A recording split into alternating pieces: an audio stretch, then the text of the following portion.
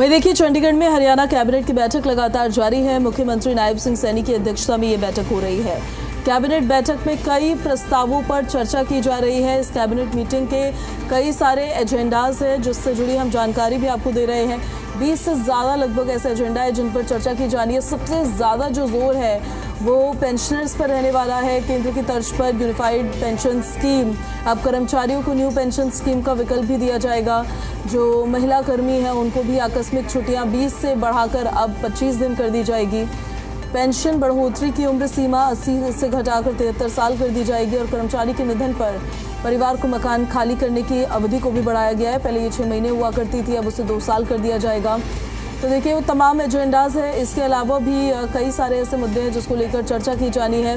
बैठक जारी है फिलहाल। अपडेट्स हम आप तक लगातार पहुंचा ही रहे हैं। जो अंदर खाने जानकारी निकलकर सामने आ रही है। हरियाणा कैबिनेट की ये बैठक मुख्यमंत्री नायब सिंह सैनी की अध्यक्षता में जारी है। कई विभागों के मंत्री इस बैठक में मौजूद हैं और हरियाणा कैबिनेट की इस बैठक के बाद कई अहम दिशा निर्देश देके कई अहम फैसले इस बैठक के बाद लिए जा सकते हैं। फिलहाल मंथन और चिंतन का दौर लगातार जारी है। अब देखिए, कैबिनेट मीटिंग के कौन कौन से एजेंडाज हैं उससे जुड़ी जानकारी आपको देते हैं। सबसे पहले तो केंद्र की तर्ज पर हरियाणा में यूनिफाइड पेंशन स्कीम, अब कर्मचारियों को न्यू पेंशन स्कीम का विकल्प दिया जाएगा। महिलाओं की आकस्मिक छुट्टियां 20 से बढ़ाकर अब 25 दिन कर दी जाएंगी। पेंशन बढ़ोतरी की उम्र सीमा 80 से घटाकर 73 साल की जाएगी। कर्मचारी के निधन पर परिवार को मकान खाली करने के लिए जो एक स्पेसिफिक टाइम दिया जाता था वो पहले 6 महीने था, अब उसको बढ़ाकर 2 साल कर दिया जाएगा।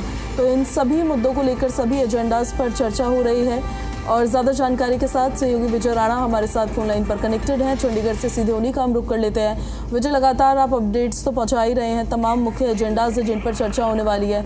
कब तक ये बैठक और चलने वाली है? अभी तक अंदर खाने क्या क्या इन्फॉर्मेशन मिली है आपको?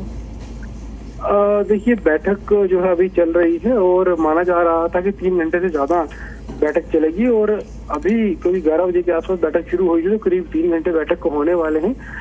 एजेंडों की संख्या काफी ज्यादा थी, यानी 20 से 30 एजेंडे बताए जा रहे थे। 20 के 20 एजेंडे हो सकते हैं बैठक में और उस वजह से ये अनुमान पहले से लगाया गया था कि बैठक जो है वो लंबी चलेगी और 3 घंटे बैठक हो चुके हैं और अभी बैठक जारी है। तमाम कैबिनेट मंत्री और मुख्यमंत्री बैठक में मौजूद हैं और जिस तरह आपने बताया कि कई एजेंडे हैं, खासतौर पर सरकारी कर्मचारियों से जुड़े कई एजेंडों पर चर्चा इस बैठक में हो रही है और उम्मीद की जा रही है कि जब बैठक खत्म होगी और उसके बाद मुख्यमंत्री अगर मीडिया से बातचीत करते हैं बैठक के बारे में, तो जाहिर तौर पर सरकारी कर्मचारियों के लिए कोई ना कोई राहत, कोई तोहफा जो है वो जरूर बैठक से निकलकर सामने आ सकता है, चाहे वो पेंशन की बात हो, चाहे अन्य सुविधाओं की बात हो।